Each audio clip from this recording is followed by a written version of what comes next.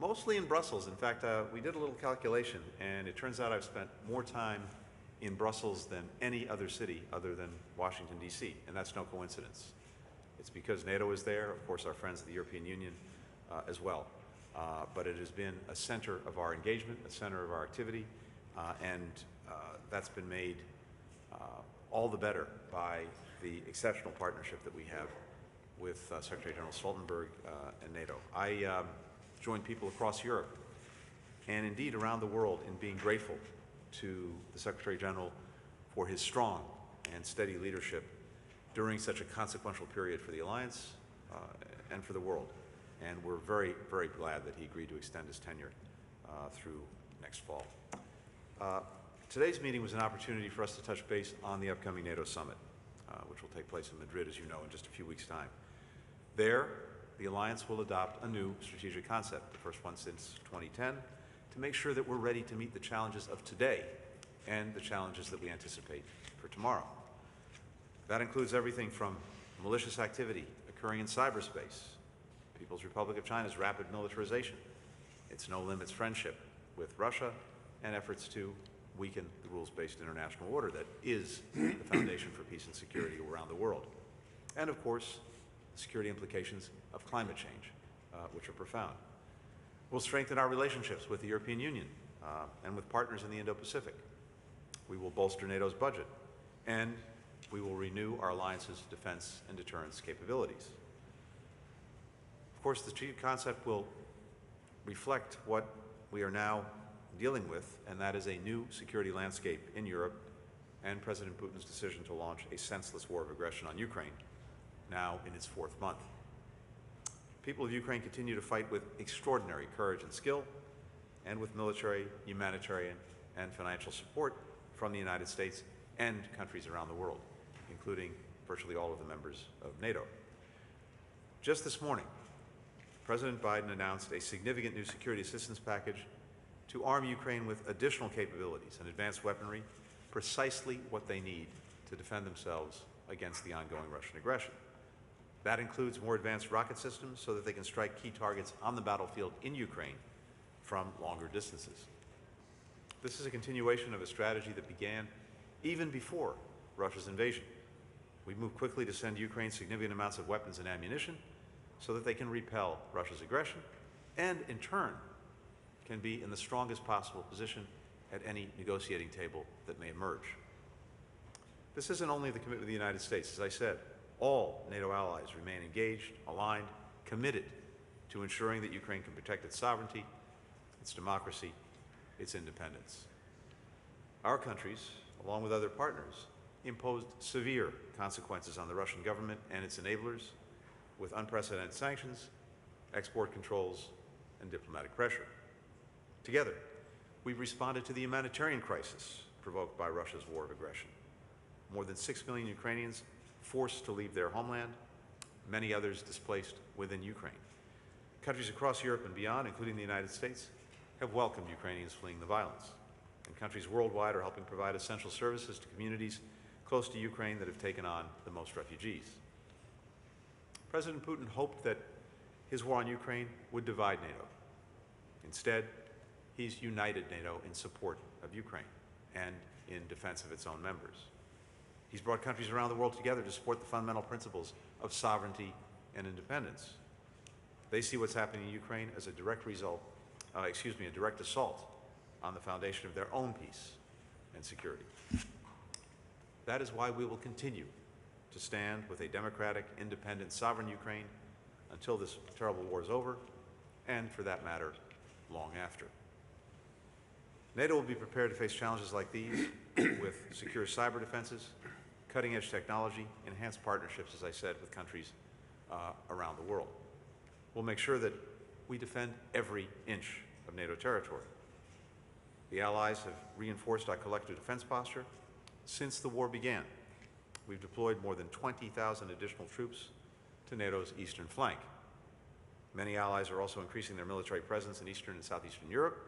Last month, Finland and Sweden, 2 long-standing partners of NATO, made the decision to seek NATO membership. As President Biden has said, this decision was a victory for democracy. Finland and Sweden are seeking to join NATO not because their leaders forced it, but because their citizens demanded it. Anyone who wonders the difference between a democracy and an authoritarian state like Russia need only look at Russia, Finland, and Sweden. One would lie to its people to wage a war. Two would listen to their people to prevent war. The United States strongly supports Finland and Sweden's applications. Both countries are more than qualified to become full members of the alliance as soon as possible. By joining NATO, they will strengthen NATO. We look forward to quickly bringing them into the strongest defensive alliance in history. While Finland and Sweden's applications for NATO membership are being considered, the United States will continue our close partnership with both countries. We'll remain vigilant against any threats to our shared security. We will deter and, as necessary, confront aggression or the threat of aggression.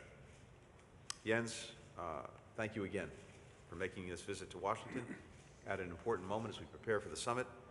Very much looking forward to seeing you next time in a few weeks in Madrid, and to the even stronger and more resilient NATO that our summit will help to shape.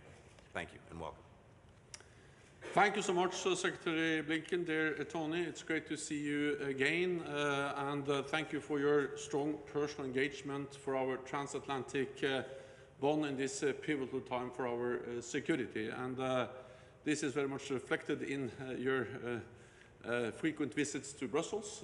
You are welcome back there again, but now I really appreciate this opportunity to meet with you here in Washington. The United States is playing an indispensable role in our response to Russia's invasion of Ukraine. And let me commend the United States for your very significant support to Ukraine, which is making a difference on the battlefield every day. I also welcome the latest package of military assistance announced by President Biden this morning. This is a demonstration of real US leadership. The strong support provided by NATO and allies helps ensure that President Putin's brutal aggression is not rewarded and that Ukraine prevails. At the same time, we must prevent the conflict from escalating. So we have increased our presence in the eastern part of the alliance to remove any room for miscalculation in Moscow about NATO's readiness and determination to defend and protect all NATO allies. And let me thank the United States for increasing your military presence across Europe with over 100,000 troops backed by significant air and naval power. European allies and Canada are also stepping up with more troops, higher readiness, and increased defense spending. For the 7th consecutive year, defense spending has increased. And more allies are meeting our guideline of spending 2% of GDP on defense.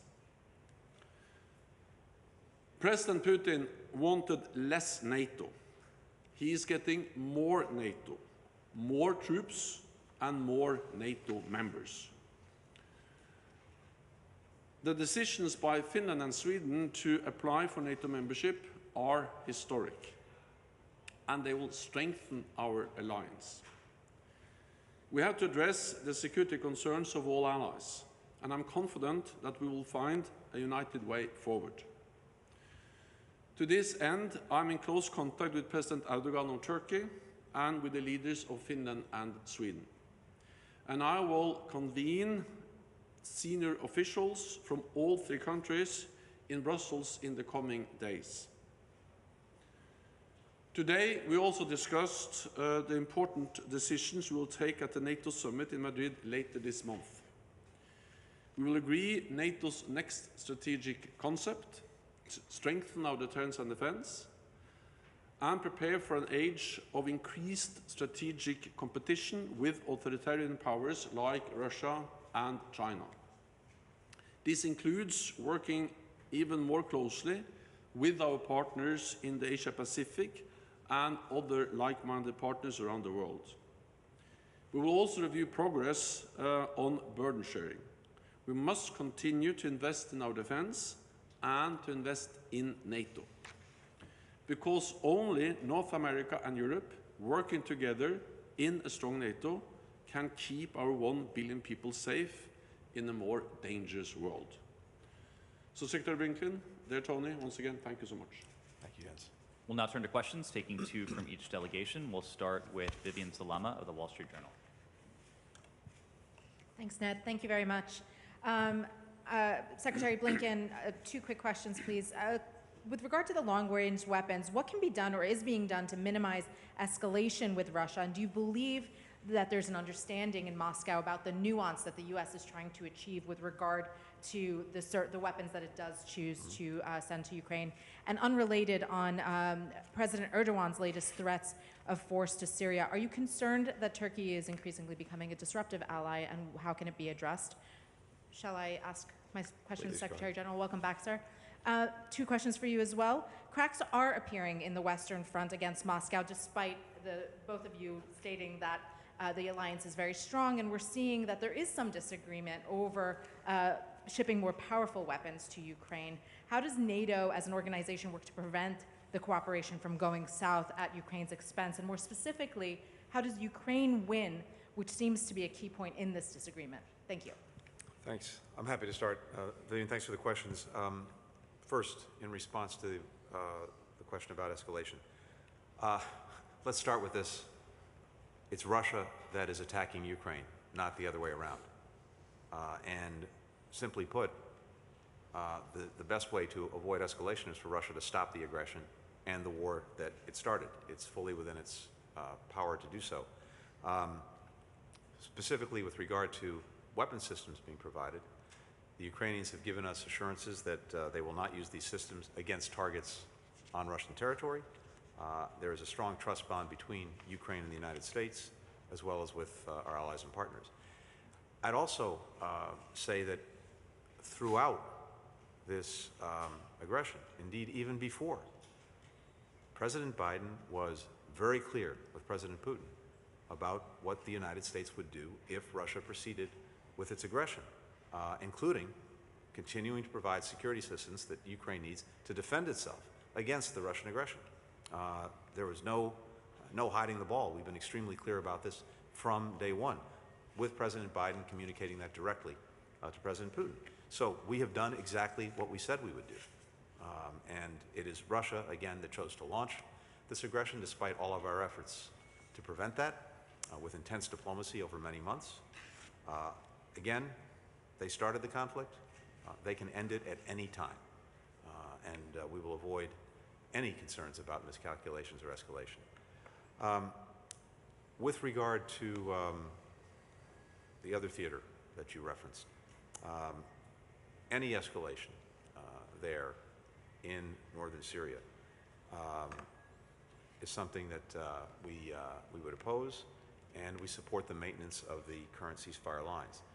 The concern that we have is that any new offensive would undermine regional stability, such as it is, provide malign actors with opportunities to exploit instability for their own purpose.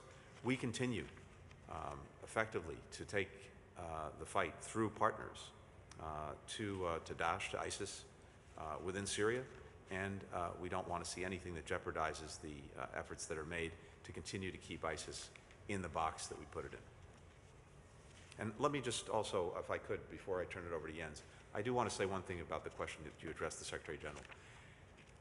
Here again, at every stage of this Russian aggression, before the aggression, when it started, and in the months since, at virtually every stage we've heard doubts expressed about what the alliance would do, what countries would do in terms of support for Ukraine, and whether that was actually going to happen. We've demonstrated that it would and that it has.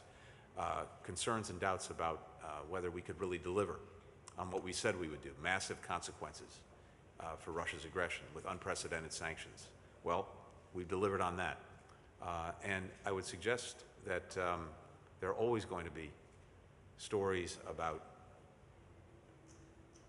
differences in any particular moment, but when it comes to the strategic direction that we have taken together as allies, as partners, both within Europe and beyond, this, at least in my experience, has been unprecedented in its solidarity, in the common determination, both to support Ukraine with security assistance, economic assistance, humanitarian assistance, to put extraordinary pressure on Russia to cease its aggression, and to shore up the defenses of our alliance.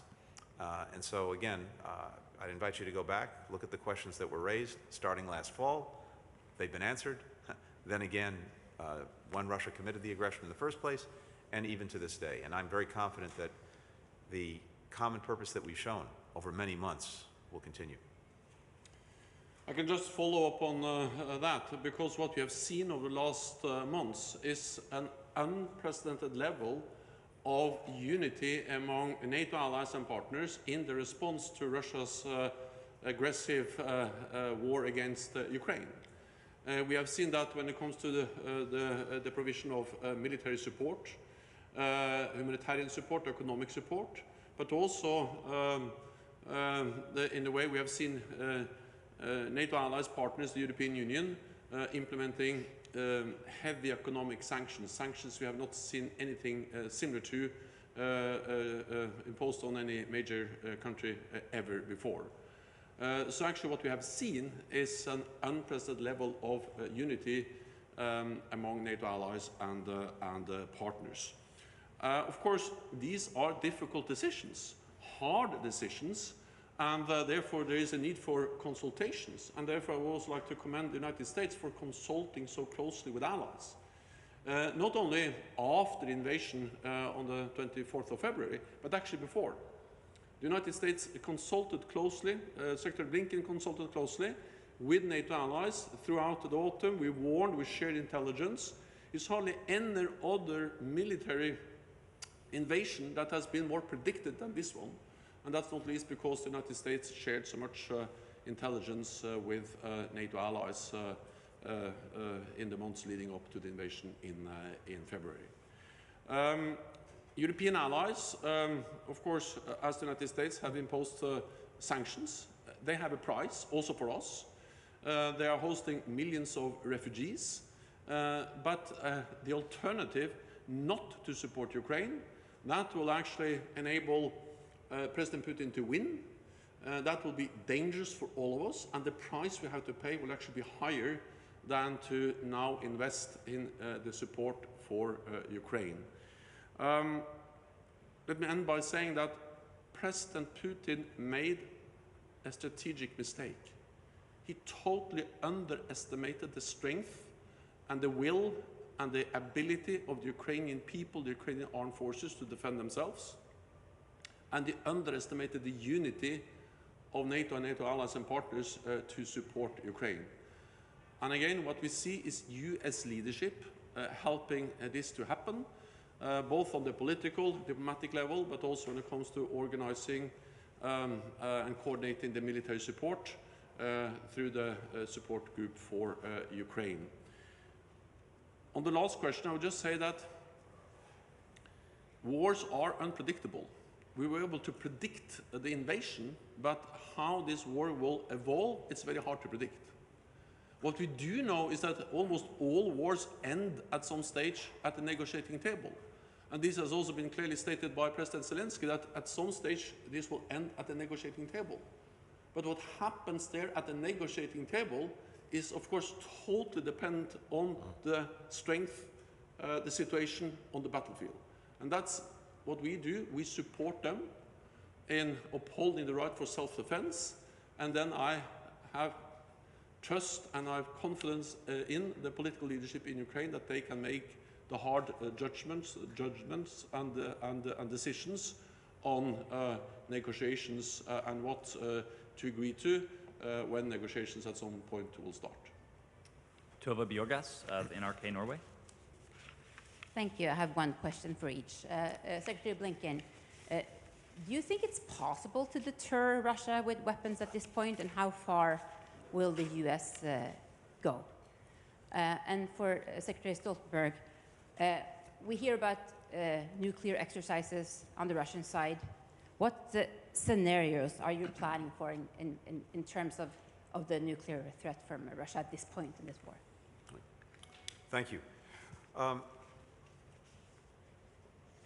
I would say that it's not so much a question of deterring Russia at this point because they have committed the aggression and they're pursuing it. What we're working to do, and the Secretary General said this very eloquently, is to make sure that the Ukrainians have in hand what they need to defend against this aggression, to repel it, to push it back, and as well, and as a result, to make sure that they have the strongest possible hand at any negotiating table that emerges. And I agree with the Secretary General that eventually that is what is likely to happen. We can't say when, we can't say exactly how. What we can say is what we will do to make sure that Ukraine has the means to defend itself and has the strongest possible hand. At every step along the way, we have evaluated what we believe Ukraine needs to do just that, to defend itself effectively. And of course, that's changed through the course of this aggression. What they needed to deal with the threats to Kyiv are very different from what they need to deal with what's now happening in southern and eastern Ukraine. So we've adjusted as this has gone along in terms of what we and other allies and partners are providing to the Ukrainians. We'll continue to do that as we go forward. Again, it is fully within Russia's power to stop what they started and to end the aggression. That's what we seek. But as long as this goes on, we will support the Ukrainians and make sure that they have what they need to defend themselves effectively. NATO and NATO allies are, of course, monitoring very closely what Russia does, including their nuclear exercises. And we have also followed very closely the nuclear rhetoric that President Putin and other Russian leaders have expressed over the last months. This nuclear saber-rattling rhetoric is dangerous, and it is something that is only increasing tensions. At the same time, we have not seen any changes in Russia's nuclear posture, and we also remind Russia on the fact that actually as late as in January they agreed in the UN a statement where they stated clearly that the nuclear war cannot be won and should not be fought. So Russia knows that any use of nuclear weapons would totally change the nature of a conflict, and therefore nuclear weapons should not be used. Kylie Atwood of CNN. Thank you. Good morning. Secretary Blinken, two questions for you. First, on the food crisis that is growing deeper because of the war, is there any way to get the 20 million plus tons of grain that are stuck in Odessa right now out of the country without Russia allowing those Ukrainian ships to move? And what will be the cost for Russia if they don't allow those ships to move? We know that the United States is working on overland solutions here, but what is the cost for Russia if they don't allow the sea routes to open? And then the second question is about the timeline here. We've heard Biden administration officials talking about this conflict turning into a drawn-out conflict. It's likely to go on for months. But with Russia making these gains in the east now, what is the outlook? Do you see this conflict going into next year without a resolution? And then NATO Secretary General, you mentioned that you're going to convene leaders of Finland, Sweden, and Turkey in the coming days. So I'm wondering if you are expecting Sweden and Finland to come to the table with precise actions they are willing to take that could assuage Turkey's concerns. And I'm also wondering if you're confident that Turkey's concerns about their membership will be addressed this month before the G7 summit. Thank you. Kylie, thanks very much. With regard to the food situation, a couple of things. First, we are dealing with what is a global food insecurity challenge and even crisis. Pre-existing conditions, COVID, climate, and now conflict. All of these together have helped create a perfect storm where food, particularly from some of the bread baskets for the world, Ukraine, Russia itself, are not available because of Russia's aggression. And as a result as well, prices have gone up for the food that is available. And we had a situation where A couple of years ago, there were roughly 100 million people who were food insecure around the world. Before the Russian aggression, over the last couple of years, that's gone up to about 160 million. Now, an additional 40 million people, by expert accounts, are likely to be food insecure as a result directly of the Russian aggression. Because, to your point, what's happening is this. There are roughly 20 to 25 million tons of grain that are sitting in silos near Ukrainian ports in Odessa that can't even be moved to ships, in part because there are ships at the Odessa port, about 85 of them, full of this grain and wheat that can't move because of the Russian effective blockade of the ports. So the United Nations has been working, and Secretary General, I applaud his efforts to see if he can find a way forward on this to allow the ships out to end this blockade. That work continues. At the same time, we're looking at every other possible route to get wheat, grains, other things out of Ukraine and onto world markets. All of that work is ongoing. In terms of what Russia risks, well, I would start with what's left of its reputation. It seeks relationships with countries around the world, including many countries that are now the victim of Russian aggression because of growing food insecurity resulting from that aggression. We were in New York about 10 days ago. We had the presidency, as you know, of the Security Council for the month of May. I focused our efforts on the food insecurity challenges that are being faced around the world. And many countries pointed out that a big part of this is the Russian aggression and the fact that food can't get out of Ukraine to where it's needed. So I think there's a growing recognition of countries around the world that the challenges that they're facing now, compounded by conflict, compounded by Russia's aggression, are due to what Russia is doing. I'd point out again that to those who are concerned that the sanctions we've imposed on Russia are somehow impeding the delivery of food, that is simply not true. The sanctions have exemptions for food, and including services necessary to make sure that food moves, like banking services. We've had one of our senior officials go around the world to make that very clear to other countries and to help them with any questions they may have. This is on Russia. And regardless of anything else, you would think the least that the Russians would do would be to make sure that other countries are not suffering from their aggression, despite the suffering they're imposing on the Ukrainians. With regard to timelines, Secretary General said it well, we can't predict how this is going to play out, when this is going to play out. As best we can assess right now, we are still looking at many months of conflict. Again, that could be over tomorrow if Russia chose to end the aggression. We don't see any signs of that right now, but it's a moving picture, as the Secretary General said. That's by definition what wars are, and I'll just repeat what I said. As long as this goes on, we want to make sure that Ukraine has in hand what it needs to defend itself, and we want to make sure that Russia is feeling strong pressure from as many countries as possible to end the aggression. That's the best way, we think, to bring the aggression to a close as soon as possible, to end the war, to get to diplomacy, and to stop the suffering. On Finland and Sweden, I and my staff, we are in close contact, of course, with Turkey, an important NATO ally, and the two countries that have applied for NATO membership, Finland and Sweden. We have met with them, and I'm going to convene a meeting in a few days with senior officials, and then follow up to ensure that we make progress on the applications of Finland and Sweden to join NATO. My intention is to have this in place before the NATO summit.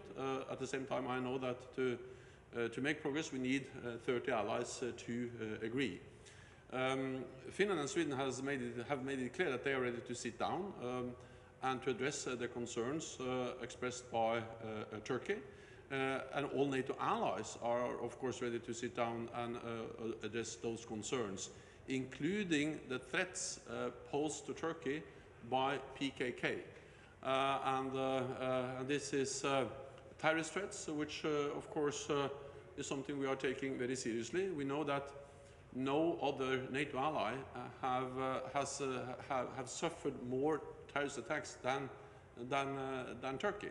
And that Turkey is an important ally, not least because of its strategic geographic location bordering Iraq and Syria. They have been important in our fight against ISIS, and also a Black Sea country close to Russia. So all of this makes Turkey an important ally. When they raise concerns, of course we sit down and we look into how we can find a united way forward. We'll take a final question from Stefan Asperg of SVT Sweden. Secretary Blinken, two questions. Specifically, what is the U.S. willing to do to facilitate the negotiations between Turkey, Sweden, and Finland? Were there two questions? Please go I ahead. can only ask one at a time. One at a time, okay. Thank you. You've heard from the Secretary General. Finland and Sweden are working directly with Turkey. NATO is supporting this effort. The Secretary General will bring the parties together. We very much support those efforts. There is a strong consensus within NATO broadly for the rapid accession of Sweden and Finland to the alliance. I remain very confident that that will happen, that we're going to move forward. As I've said before, this is a process, and in that process, if allies have concerns, they raise them, and then we deal with them. NATO is dealing with them, but in particular, concerns that Turkey has raised directly with Finland and Sweden are being addressed by the Finns and the Swedes with the assistance of NATO. We want to make sure that all allies have their security concerns taken into account, and that of course includes Turkey, but I'm confident this process will move forward. Are U.S. willing to export fighter jets to Turkey, for instance, to ease up the situation? These are separate questions. We have a long-standing and ongoing defense relationship with Turkey as a NATO ally, and as we have in the past, as we're doing now, as we will in the future, we'll continue to work through cases as they arise with regard to systems that Turkey seeks to acquire. And Secretary Stoltenberg, how confident are you that Turkey will approve Sweden and Finland? I'm confident that we will find a way forward, and I am confident because all allies agree that NATO enlargement has been a great success, helping to spread democracy, freedom across Europe for decades. Therefore, we need to sit down, as we always do when there are different views in NATO, and find a way to go forward together. So this is not the first time in NATO that some allies express concerns that there are some differences, some disagreements, but we have a long track record in NATO also to be able to overcome those differences and then agree on how to move forward. That concludes the press conference. Thank you, Thanks, gentlemen. everyone. Thank you.